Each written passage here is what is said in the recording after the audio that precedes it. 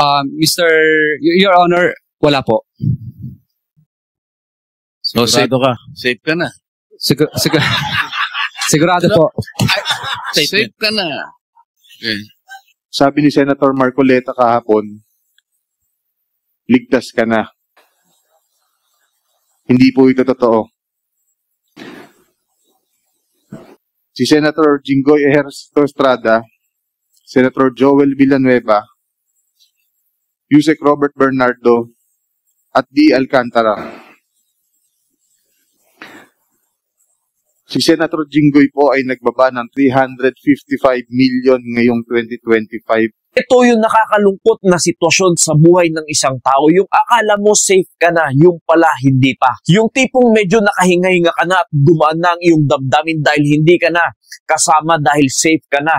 Tapos biglang may lalabas na ganyan na ikaw pala ay kasama sa isang sitwasyon. Ipanalangin natin na lumabas talaga ang katotohanan sa mga nangyayaring anomalya sa ating bansa pagdating sa korupsyon.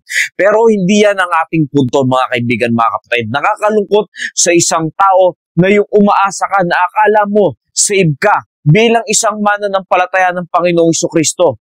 Yung tipong hanggang ngayon, nagda-doubt ka pa rin at hindi mo pa rin tiyak na ikaw talaga ay save ba o hindi. Hanggang ngayon, nalilito ka pa rin pagdating sa kaligtasan. Kaibigan, kapatid, huwag mong ipagbakasakali ang kaligtasan na iyong tinanggap sa ating Panginoong Jesucristo. Dahil baka hanggang ngayon, hindi mo pa rin tiyak kung ikaw ba talaga ay save o hindi save dahil baka magaya ka sa ating video na ito na ating napanood na nangyayari rin sa politika ngayon na akala niya ay save na siya, yung pala ay hindi pa dahil nadadawit pa ang kanyang pangalan. Ano man ang maging usapin sa politikang yan ay nawa lumabas ang katotohanan. Kaya't anong point natin, mga kaibigan, mga kapatid?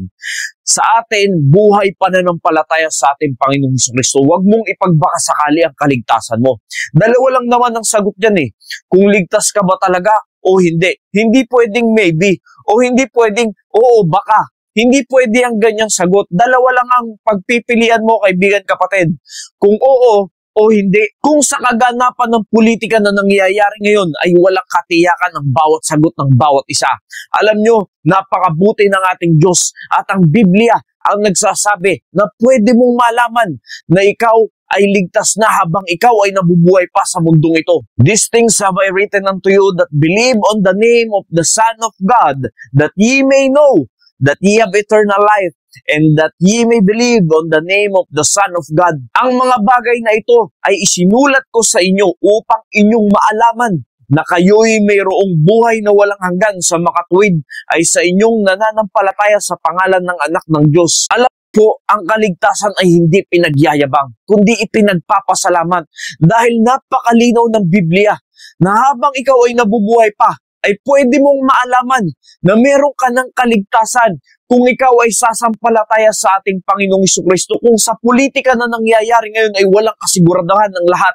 Kaibigan, kapatid, kung ikaw hindi mo patiyak kung saan tutungo ang iyong kaluluwa pag dumating na ang iyong takdang araw. According to Hebrews 9:27, as it is appointed unto men once to die, but after this the judgment. Darating at darating ang appointed time sa atin, kaibigan, kapatid.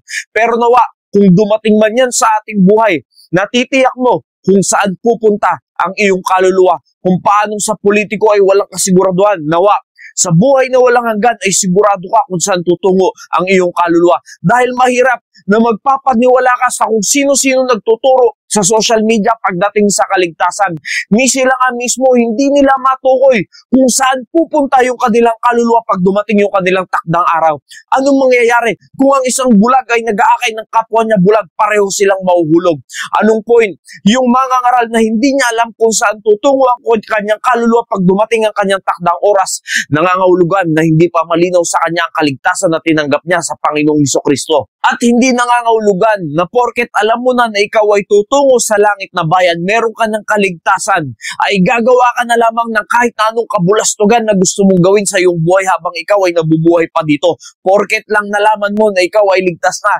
Hindi po ganyan ang sinasabi ng Biblia. Dahil baka mamaya kung bakit nagagawa mo pa ang mga makamundong bagay, ay hindi mo pa talaga totoong sinasampalatayanan ng Panginoong Jesucristo. Kahit hanggang ngayon, hindi mo pa rin nauunawaan ang kalooban ng Diyos. Dahil ang totoong ligtas, merong bunga yan, kaibigan, kapatid. kapatid. Ang bunga niyan ay ikaw ay gagawa ng naayon sa kalooban ng Diyos. Gagawa ka ng kabutihan sa kapwa mo. Gagawa ka ng para sa Panginoon. Kaya't hindi nangangahulugan na porket ikaw ay ligtas na, ay meron ka ng lisensya para magkasala. Never nating tinuturo yan dito. Yes, ang kaligtasan ay eternal yan, kaibigan, kapatid. Pero hindi nangangahulugan na gagawin mo na lang yung lisensya para lang sa mga kabulastugan na gusto mong gawin.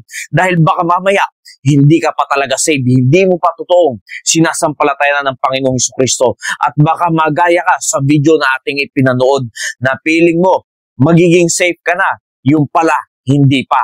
Kaibigan, huwag mong ipagsugal ang kaligtasan ng iyong kaluluwa. Dahil ang eternal na pupuntahan ng isang kaluluwa ng tao, ang impyerno, wala nang labasan yan.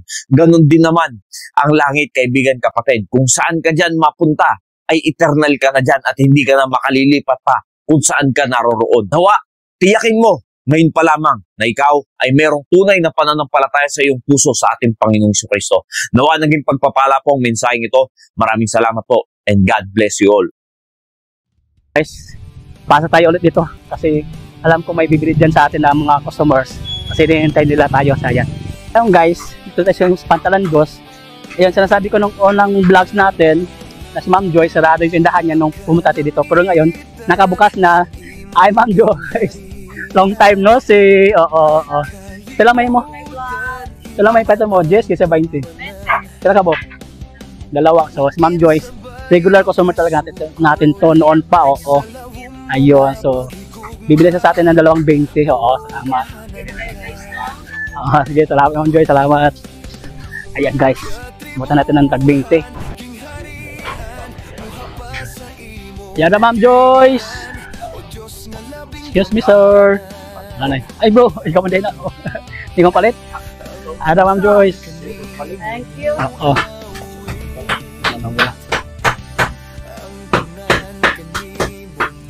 Sige pa talaga. Salamat Ma'am Joy, salamat. Hi again, it's me Michael Dollar. Welcome back to my channel. Hi, it's me again Michael Dollar. Welcome back to my channel. Wow, that is good all the time. Good all the time. Yeah. Ayun, hanggang dito lang tayo guys. Kung bago pa lang sa aking channel, please like my channel, follow my channel, Michael Dollar sa Facebook, pati sa aking YouTube. Subscribe channel and share kung meron ka natutunan sa aking pagpanood mo sa aking video. So once again, it's me Michael Dollar. God is good all the time. Maraming salamat. Once again, it's Michael Dollar. God bless you all. Tanda po natin lahat na mahal tayo ng Panginoong Isus.